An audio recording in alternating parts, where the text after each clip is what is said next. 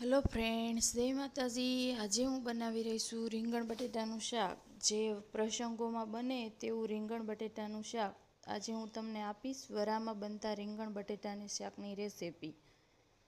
તો આમાં કઈ કઈ ખાસ વાતનું આપણે ધ્યાન રાખવાનું છે એ હું તમને આજે બતાવીશ. તો અહીંયા આપણે લઈ લીધું છે કુકર. એમાં નાખી દઈશું આપણે 2 મોટી ચમચી તેલ. તેલ ગરમ થાય એટલે આપણે નાખી દઈશું આપણા સૂકા મસાલા. તો સૂકા મસાલામાં આપણે લઈ લઈશું એક લાલ મરચું, તમાલપત્રનું પાંદડું. આ બંને નાખી અને થોડી વાર રહેવા દઈએ અને આપણે નાખી દઈશું રાઈ જીરું નાખી અને આપણે નાખી દઈશું થોડીક 2 લવિંગ. તમે આમાં બાદિયા પણ નાખી શકો છો. મેં અહીંયા ખાલી લવિંગ લીધા છે. હવે આપણે નાખી દઈશું થોડીક હિંગ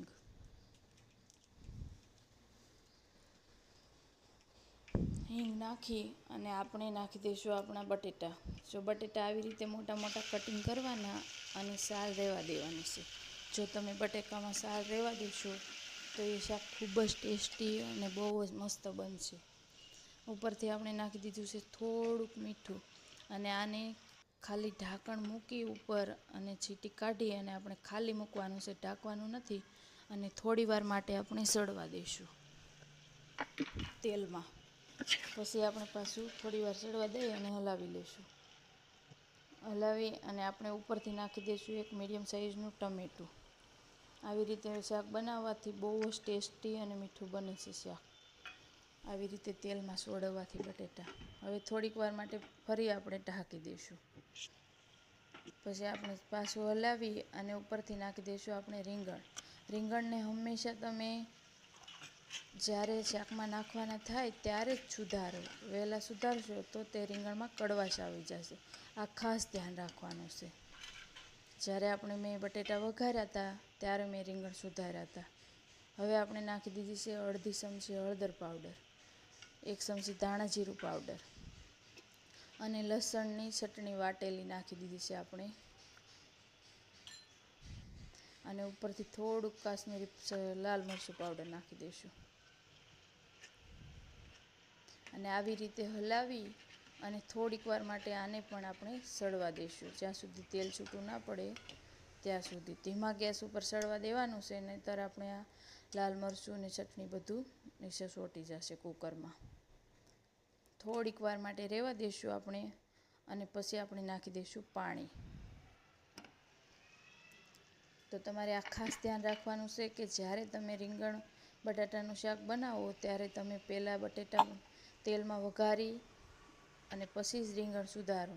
નકર તમારા રીંગણ એકદમ કડવાશ આવી જશે.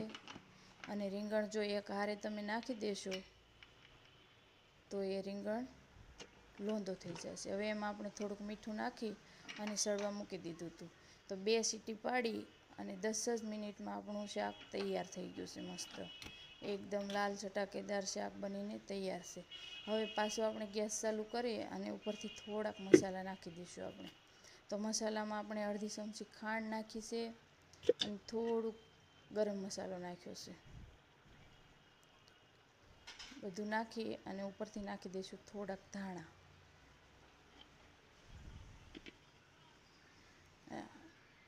અને અડધું ફાડું લીંબુનું રસ નાખી દઈશું.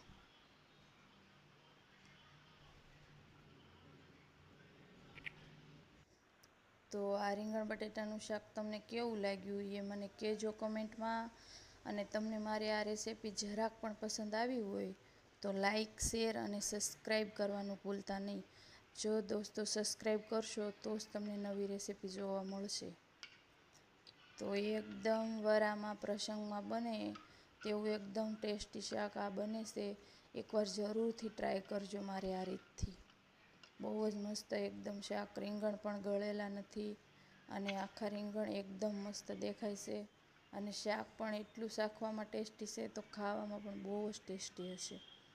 તો તમે જરૂરથી એકવાર આવી રીતે ઓછા મસાલામાં ટ્રાય કરજો. આપણે આમાં ગરમ મસાલા બિલકુલ પણ થોડાક જ યુઝ કર્યા છે. તો જય માતાજી મિત્રો.